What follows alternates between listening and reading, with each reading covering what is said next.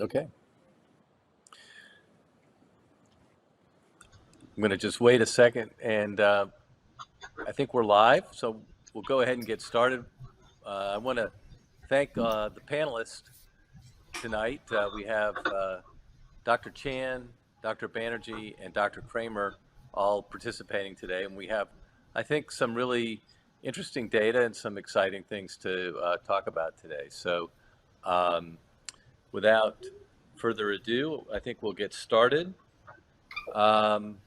I am getting a message that you can't hear me. Is that somehow let me know? So I think we have just a few comments. I think the faculty is being compensated. We're not going to talk about off-label use. If there is any questions, direct those to your Medtronic team and reps, or talk to us offline. So all the discussion today should be on discussions of instructions for use. Okay, I think we're live. Okay, Dr. Banerjee. Hi guys, good afternoon everyone. I wanted to present this data that we came up, and it was published a couple of years ago. This is a balloon that I've always been interested in using in our practice, that has a side injection port for diagnostic venogram and post-angioplasty venograms. I'm an interventional nephrologist in Albuquerque.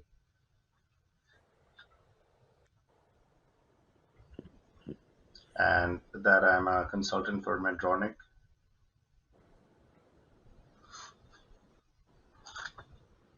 So this is a brief diagram of this comparative study that involved a standard PTA balloon versus Chameleon injection port balloon.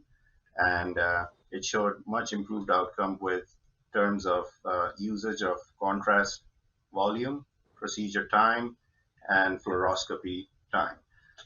The hypothesis for this comparative study was using Chameleon angioplasty balloon, using the injection port of this balloon. I have one in front of me right now, where the side injection port is used for injection of contrast, or thrombolytic, which is behind the inflation portion of the balloon. It's this metallic portion right behind the balloon. We found that our objective was for this study to decrease the contrast dosage, the amount of contrast volume used, less fluoroscopy time, and shorter procedure time overall, and for all fistula or graft repairs. We found that it was successful in proving all three parameters.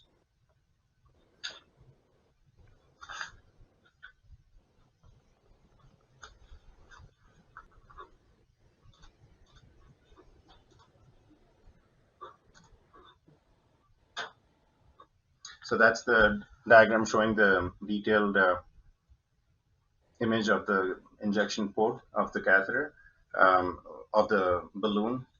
Behind the balloon inflation portion is the fluid exit port.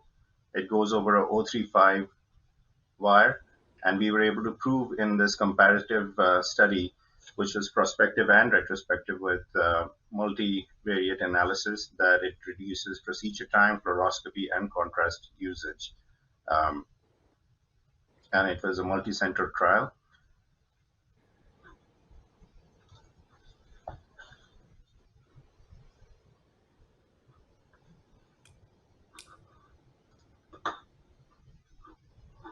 The characteristics of this trial were that it was prospective and retrospective, and it was a multi-center study.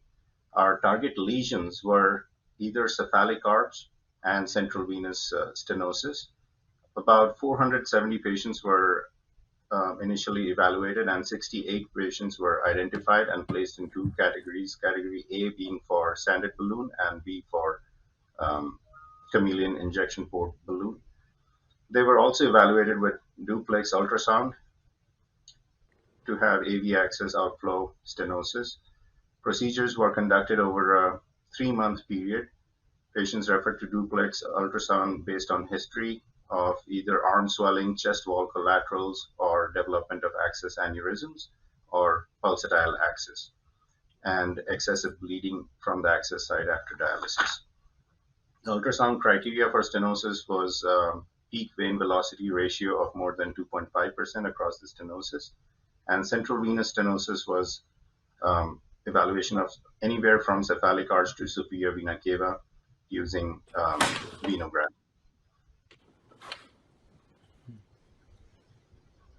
Patients were primarily enrolled at the 2 sites in New York and in Albuquerque, New Mexico.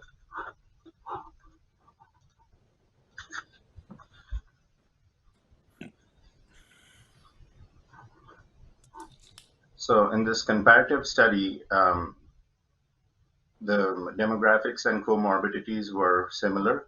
They were similar in age and gender distribution and ethnicity distribution. The AV accesses that were studied were both fistulas and graft, but fistulas were the majority access in both the wings. The percentage stenosis pre-angioplasty was 68% versus 72% in the Chameleon wing. Inflation pressures were similar. The lesion length and balloon diameter were slightly different, but they were put into the multiple variance analysis and came out to be about 3.1 in the standard balloon and 2.1 in the Chameleon balloon. The balloon diameter used was on an average 8 millimeter. Pre-intervention stenosis was 79% in the standard balloon and 82% in the Chameleon section.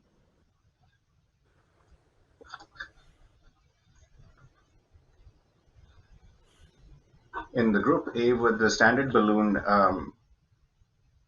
medium profile balloon, 34 patients of the 68 were placed. They underwent fistulogram and venogram pre and post angioplasty using a standard almost 8 millimeter angioplasty balloon at the cephalic arch or central. The venogram was done with 6 French introduction sheath, a standard sheath, and a standard 035 wire, which was a Benson or Glide. Post imaging was done with the injection port of the sheath, the 6 French sheath in the group A, versus in group B, which also had about the same patients, 34 patients. They all underwent pre-procedure ultrasound and evaluation and exam. They all had a sheath placed, although you can be using this balloon without a sheath and doing a sheathless approach as well. The Chameleon angioplasty balloon was advanced over a wire where the imaging was performed using the injection port without losing wire access, and standard angioplasty was performed. Post angioplasty imaging was done after pulling back the balloon and injecting through the injection port. If the stenosis returned, the same balloon was reinflated at the stenosis.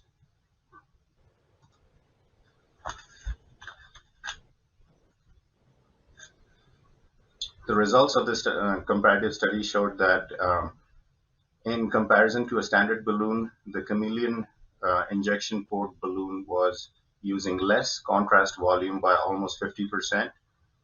Fluoroscopy time was much less in the Chameleon balloon segment, with 27% reduction in fluoroscopy time, and the overall procedure time with this balloon was much less, with 7 minutes versus 11 minutes on the procedure time, further reducing it by 34%.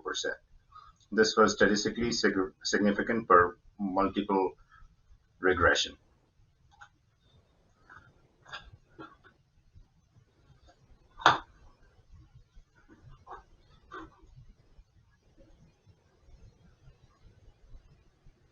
The results from this comparative study showed that there was a 49% reduction in contrast volume, reduction in fluoroscopy time, and procedure time.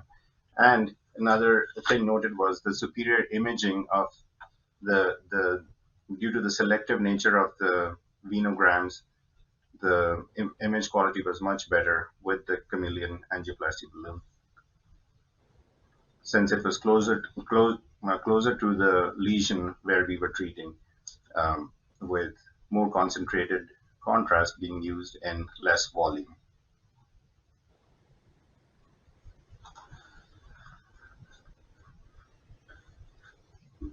So the practical approaches of this balloon that I've used is that we can use in endo AVFs as well for standard fistula repair with sheathless technique. I use it almost universally on catheter exchanges to do a fibrin sheath disruption or central venous stenosis treatment. I also don't want to lose the wire access when I'm imaging post angioplasty at the artery, so I keep the wire access and I inject slightly ahead in the arterial anastomosis post angioplasty imaging.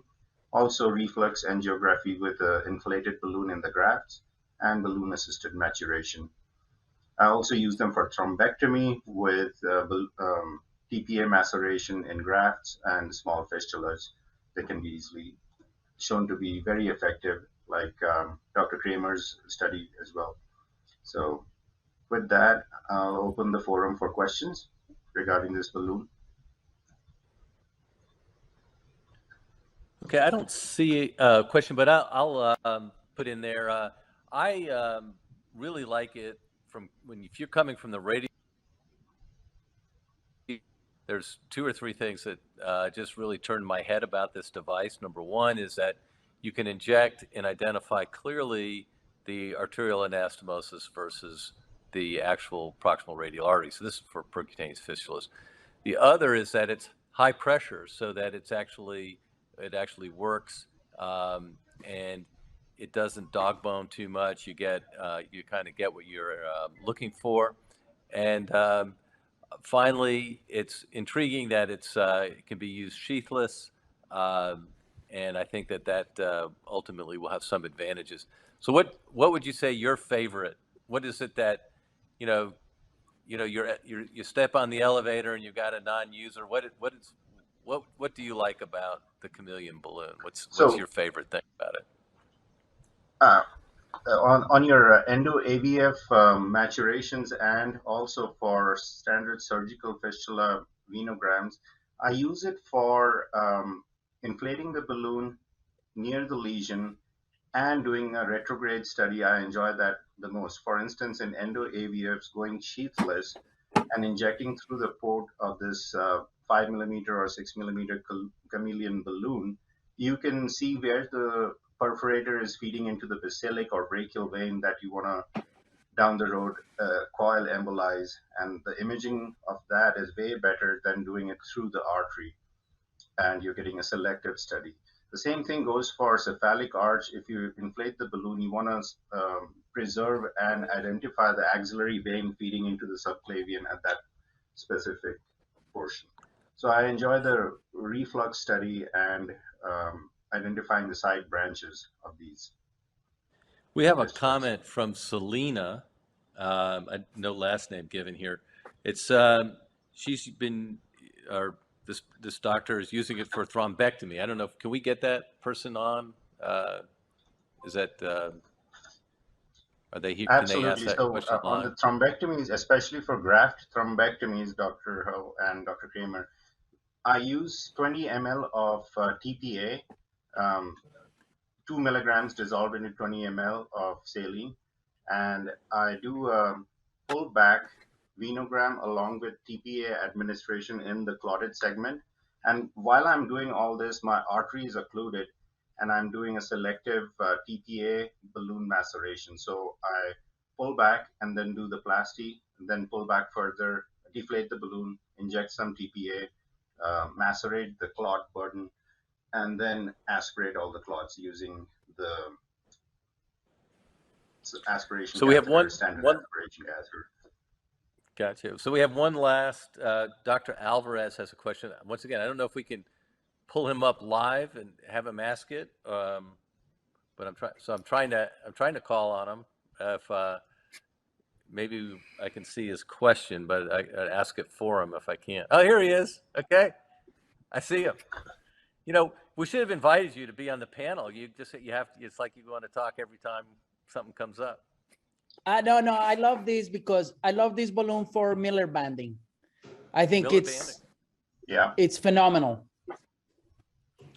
So it makes it. What I do is I access antegrade and retrograde. The antegrade axis, I use it to measure flow with the transonics. And then I send the balloon retrograde. And once I do the banding, I deflate the balloon, advance it into the artery, and repeat the angiogram.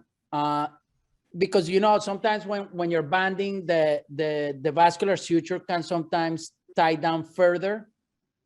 And so you can always pull that balloon back and stretch the banding open if you need to. Gotcha. And you don't have to Excellent. waste time changing wires or catheters or anything like that. It's great.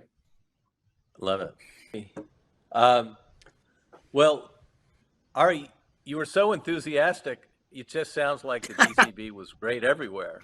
So I can't ask my stock question, which is what really turns you on about DCBs. But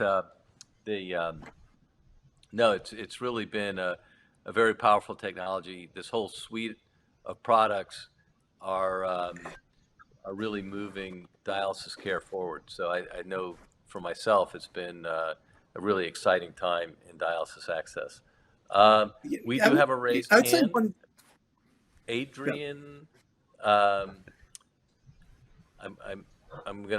might butcher your last name, but can we get? Square. No, don't worry about it. It's Square. Okay. Yeah. Hi, everyone. I wanted to just add another thing about if I could for a second, about the Chameleon balloon with Banerjee presented. I also use it when I have a stuck catheter and there's no other side. I need to go back and put the catheter back in. I use the Chameleon at that time too, because I can angioplasty, make sure there are no tears when I shoot dye, and put the catheter back in. Thank you. gotcha. Can I add to, hi Adrian, I wanted to add one more thing on catheter exchanges when you're doing it with the Chameleon. I always use it without a sheath.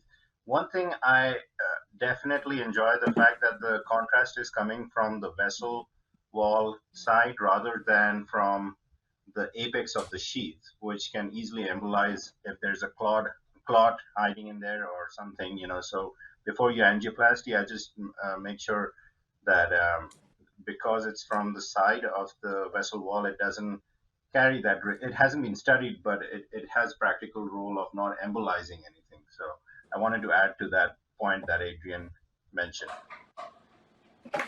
Yeah, for us old folks, the sheathless approach is really interesting because back in the day, there really weren't good sheaths, and a lot of things were done sheathless, and there was some issues with tearing of the access site on removal of balloons. And do you have any comments about when you do go sheathless with the Chameleon, whether there's comes out cleanly or not?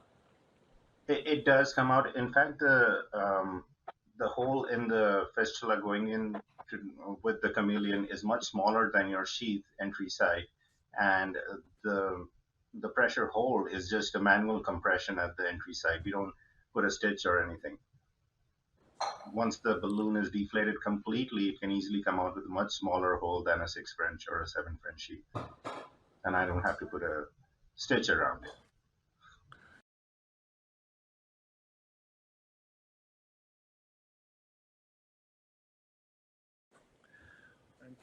Well, I think we're almost out of time, and I want to give the little airtime to Dr. Banerjee and Dr. Chan. What do you see as the most exciting things for interventional nephrologists coming forward in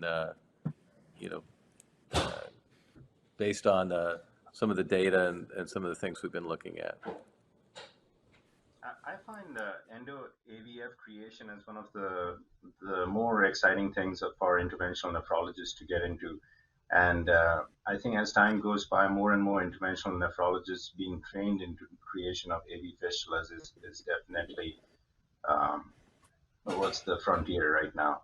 Also, I find the percutaneous modified Seldinger technique of placement of PD catheters for growth of the home programs has been significant.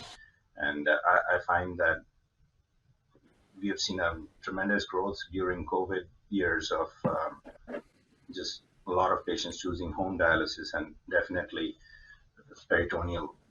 So we help start patients with this technique with acute dialysis and urgent start peritoneal dialysis with the Medtronic PD catheter. So that's very exciting as well. Well, Dr. Yeah, I Chan, would this is your last agree. chance. You got anything you want to add?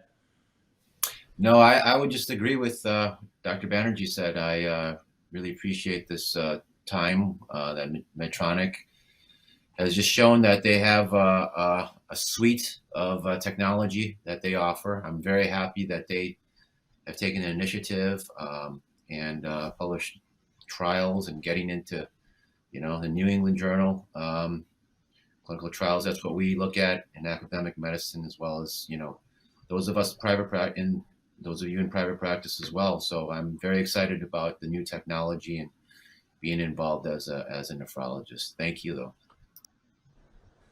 Well, I want to thank everybody for their time and effort. I think, we've hit the top of the hour. Thank you so much. Stay safe. Be good. Take care. Thank you. It's been a pleasure. Thank you all.